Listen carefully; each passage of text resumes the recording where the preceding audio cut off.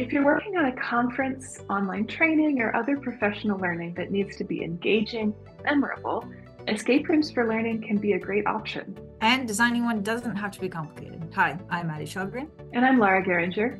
and we help leaders create memorable and effective professional learning and development experiences.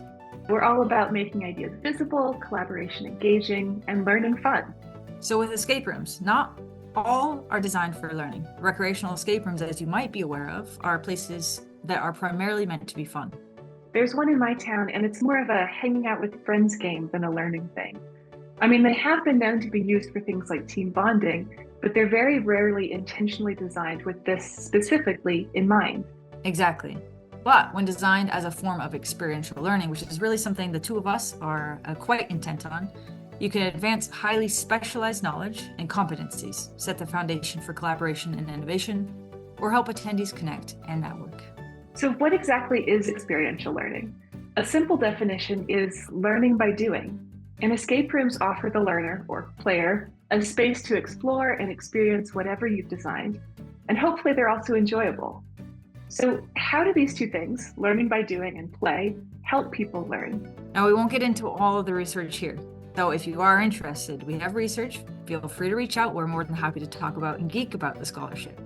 That said, we'll share a few things here that help you begin to understand why it's such an effective learning method and approach to learning and development. We've already mentioned that experiential learning and play leads to exploration and fun, but scholarship also demonstrates that this form of learning helps to create authentic engagement and can be better designed for customized learning pathways. It also resituates learners' relationships to things like failure and mistakes.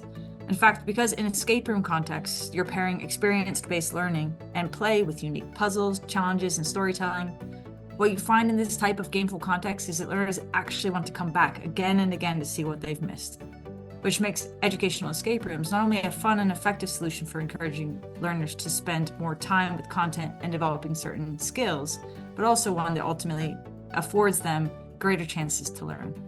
In other words, they're not just skipping through content just to check off a box. They're diving in deeper and paying attention to everything, knowing that any sentence might have an embedded clue, hint, or even a secret code.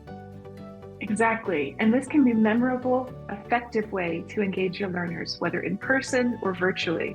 And it sounds complicated to create or host an escape room, but it doesn't have to be. I actually turned an email newsletter into a mini text-based escape room. Yeah, and I've created everything from a simple escape room in a box to fully virtual experiences and hybrid experiences to even a much more complicated escape room challenge where I had 3 identical escape rooms running at the same time for a conference. If you want to give it a try, there's a link to a free starter kit in the description. You can also check out our Escape Room Building 101 video, linked below.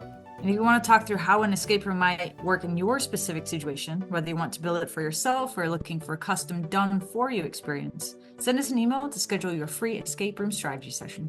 My email's in the description below. And we have other resources in the works, so subscribe on YouTube or Pumpkinberry's website to hear when they're released.